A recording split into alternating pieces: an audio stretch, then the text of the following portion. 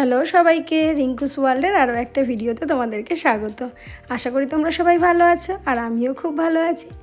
তো আজকে থেকে আমি তোমাদের সঙ্গে আমাদের মেঘালয় ট্রিপের ভিডিও শেয়ার করা শুরু করলাম। একটু দেরি হয়ে গেল, তার কারণ বাড়িতে ঘুরে আসার পর থেকে একের পর এক অকেশন চলছিল, লক্ষ্মী পুজো, কালী পুজো, বাড়ির বিজয়া সম্মেলনী অনুষ্ঠান, ওই জন্য একটু লেট হয়ে গেল।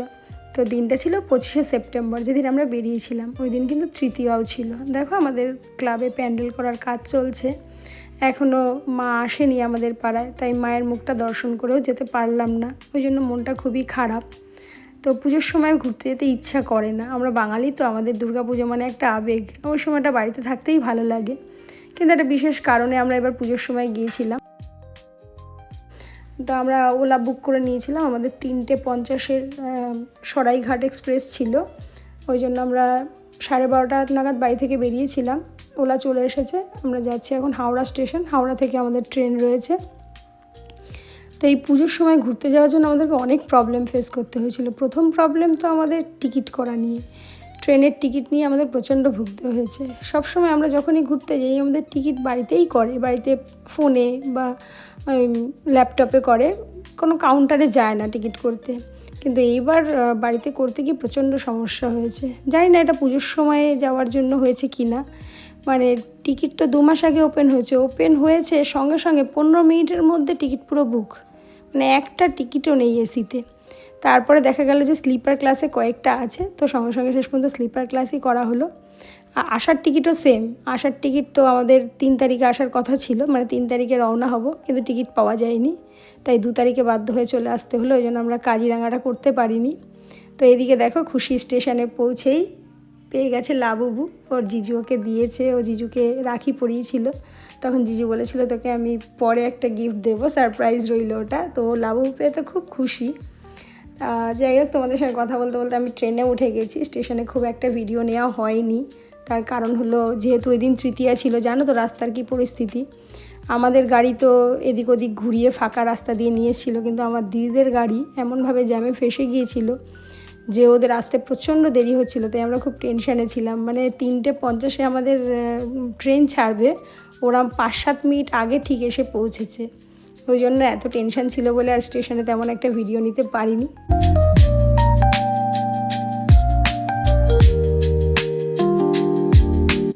তো এবার বলি যে আমরা পুজোর সময় কেন আসলাম। আমরা সবসময় আমাদের ট্রিপটা, বড় ট্রিপটা যেটা, সেটা ডিসেম্বর মাসেই করি। আগের ডিসেম্বরে আমরা রাজস্থান গিয়েছিলাম। তো এই বছর আসতে হলো কারণ আমার দাদার মেয়ে, ও সিএ পড়ছে, তো ওর এই পুজোর সময়, এই পুজোর কটা দিনই ছুটি থাকে, পুজোর 5টা দিন ছুটি থাকে, সেটা আগে একটা দিন, মানে আগে বা পরে একটা দিন করে বাড়িয়ে নিতে পারে, কিন্তু এর থেকে বেশিও ছুটি করতে পারে না।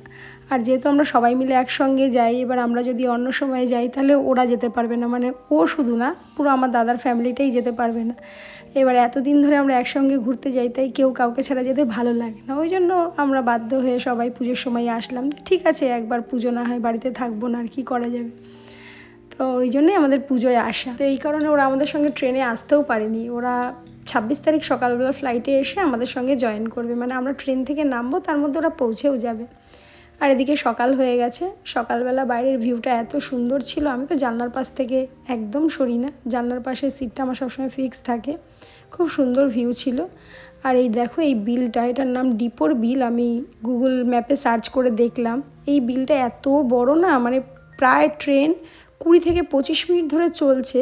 এই বিলটাকে আমরা দেখছি। এটা গৌহাটিতে গাড়ি ঢোকার একটু আগে, মানে গৌহাটিতে ঢোকার আধ ঘন্টা আগে এই বিলটা পড়বে। খুব সুন্দর ছিল, ওই জন্য আমি আবার গুগল ম্যাপে সার্চ করে দেখলাম যে বিলটার নাম কি। দেখলাম ডিপোর বিল দেখাচ্ছে। এটা যদি অন্য কোনো নাম থেকে থাকে তাহলে তোমরা আমাকে জানিও, আমি জানি না অন্য কোনো নাম। তো পৌঁছে গেছি আমরা গৌহাটি স্টেশনে।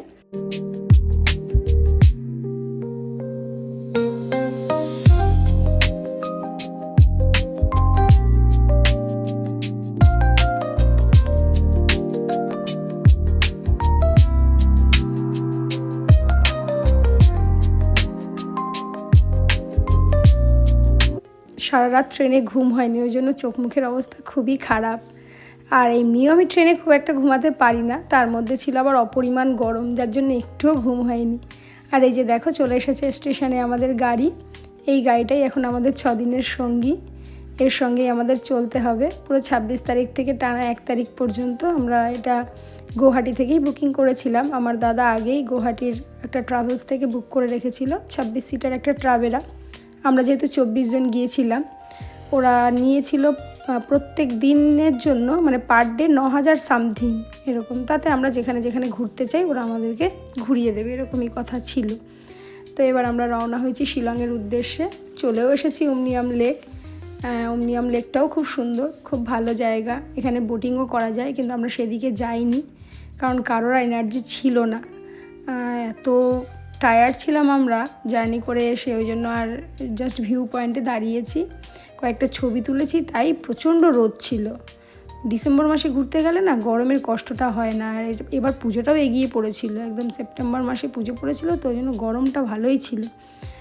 আর এত রোদ ছিল দাঁড়াতে পারছিলাম না, তাই 2-1টা ছবি তুলেই আমরা বেরিয়ে পড়েছি আমাদের হোটেলের উদ্দেশ্যে। আর আমাদের হোটেলটা ছিল একটু অফবিট জায়গায়, মানে শিলংয়ের যে পুলিশ বাজার মেন মার্কেট সেটা থেকে একটু ভিতরে। তার কারণ আমাদের 2 তারিখে যাওয়ার, 2 তারিখ না সরি, আমাদের 26 তারিখে আসলে যাওয়ার কথা ছিল ওয়ারিচোড়া, কিন্তু আমরা 1 সপ্তাহ আগে জানতে পারি, ওয়ারিচোড়ায় ফোন করেছে ওই সময় ওয়ারিচোড়া বন্ধ থাকবে আর কি। ওয়ারিচোড়া নভেম্বর থেকে খোলে, ওই জন্য এই লাস্ট মুহূর্তে আমরা হোটেল পাচ্ছিলাম না, একটু ওই জন্য অফবিট জায়গায় একটু দূরে নিতে হয়েছে হোটেলটা। তবে হোটেলটা গিয়ে দেখার পর আমাদের মনটা খুশি হয়ে গেছে, এত সুন্দর ছিল। হোটেলের রেট ছিল মাত্র 2400 টাকা। তোমরা ভালো করে দেখে নেবে ভিডিওটা। আমরা গিয়ে দেখি মানে একটা রুমের মধ্যে 2টো করে ঘর রয়েছে, 2টো করে ঘর, বড় বড় বিছানা, বড় রান্নাঘর, ব্যালকনি, খুব সুন্দর, দারুণ পরিষ্কার পরিচ্ছন্ন টয়লেট, মানে দারুণ দারুণ।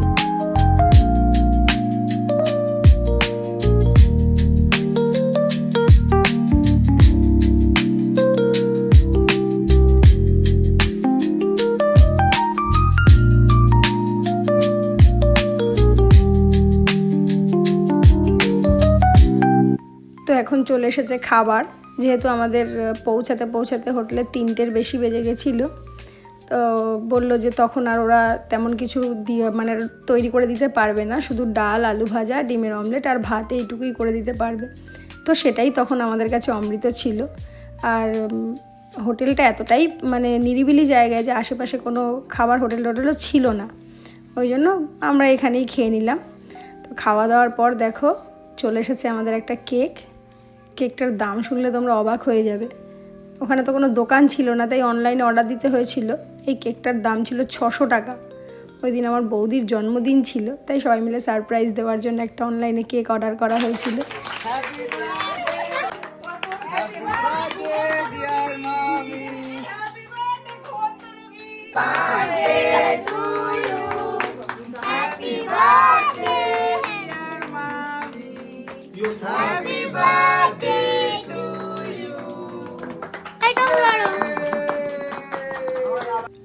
কেকটা কাটার পর মানে আমি ফোনটা বন্ধ করার সঙ্গে সঙ্গে দেখলাম কে কোথা থেকে নিয়ে খেয়ে নিল, বুঝতেও পারলাম না। তো এইবার আমরা বেরিয়ে পড়েছি একটু রাস্তায় হাঁটতে। পুরো অন্ধকার ঘুটঘুটে, দেখো মানে যখন গাড়ি আসছিল তখনই একমাত্র একটু আলো হচ্ছিল গাড়ির আলোয়। আর বড় হোটেল যেখানে ছিল সেখানে সামনে একটু হয়তো আলো ছিল, এছাড়া পুরো অন্ধকার।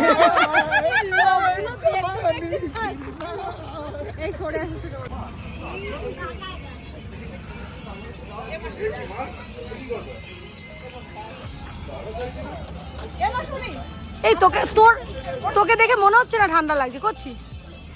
তো এরকম একটা নিরিবিলি জায়গায় একটা দোকান পেয়েছিলাম, পেয়ে আমরা সবাই হামলে পড়েছিলাম, যেখানে ম্যাগি, কফি, দুধ, বিস্কুট এইসব পাওয়া যাচ্ছিল।